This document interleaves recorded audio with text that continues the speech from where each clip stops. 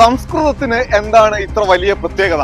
ഇന്ത്യയിലെ ഏത് സംസ്ഥാനത്തെ ജനങ്ങളാണ് സംസ്കൃതം പ്രധാനപ്പെട്ട ഭാഷയായി ഉപയോഗിക്കുന്നത്? ഒരു സംസ്ഥാനത്തും ഉപയോഗിക്കുന്നില്ല. ഇന്ത്യയിലെ വരേണ്യ ഭാഷയായി പലരും കണ്ടുവരുന്ന ഒരു ഭാഷയാണ് സംസ്കൃതം. നരേന്ദ്രമോദി ഇന്ത്യയിലെ പ്രധാനമന്ത്രിയായി അധികാരം ഏറ്റെടുത്തതിനു ശേഷം, അതായത് കഴിഞ്ഞ 11 വർഷത്തിനിടെ 2533 കോടി രൂപ സംസ്കൃത ഭാഷയുടെ പ്രചാരണത്തിന് വേണ്ടി കേന്ദ്ര സർക്കാർ ഉപയോഗിച്ചു. ഇതേ കാലഘട്ടത്തിൽ ഹിന്ദിക്ക് വേണ്ടി 450 കോടി രൂപയും ഉറുദുവിന് വേണ്ടി ഏതാണ്ട് 850 കോടി രൂപയും ചിലവഴിച്ചിട്ടുണ്ട്.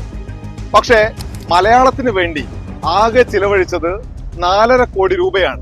സംസ്കൃതമല്ലാതെ മറ്റ് 5 ക്ലാസിക്കൽ ഭാഷ നമുക്കുണ്ട്.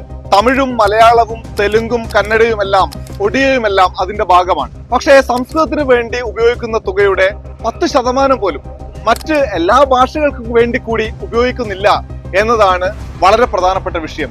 എന്തുകൊണ്ടാണ് കേന്ദ്ര സർക്കാർ സംസ്കൃതത്തിന് ഇത്ര വലിയ സഹായം ചെയ്യുന്നത്? ഹിന്ദിക്ക് ഇത്ര വലിയ സഹായം ചെയ്യുന്നത്? എന്തുകൊണ്ടാണ് മലയാളത്തെയും തമിഴിനെയും തെലുങ്കിനെയും കന്നഡയെയും എല്ലാം ഒരു വശത്തേക്ക് മാറ്റി നിർത്തുന്നത്? എന്തുകൊണ്ടാണ് ഇംഗ്ലീഷ് പഠിക്കുന്നത് നിങ്ങൾക്ക് ഒരു മോശമായി തോന്നുന്ന കാലം വരുമെന്ന് അമിത്ഷാ പ്രസംഗിക്കുന്നത്? ഇതെല്ലാം ഒരു അജണ്ടയുടെ ഭാഗമാണ് എന്ന് വിമർശകർ പറയുന്നുണ്ട്. ഈ കണക്കുകൾ പരിശോധിക്കുമ്പോൾ ആ അജണ്ട വ്യക്തമാകുന്നുമുണ്ട്. നമസ്കാരം.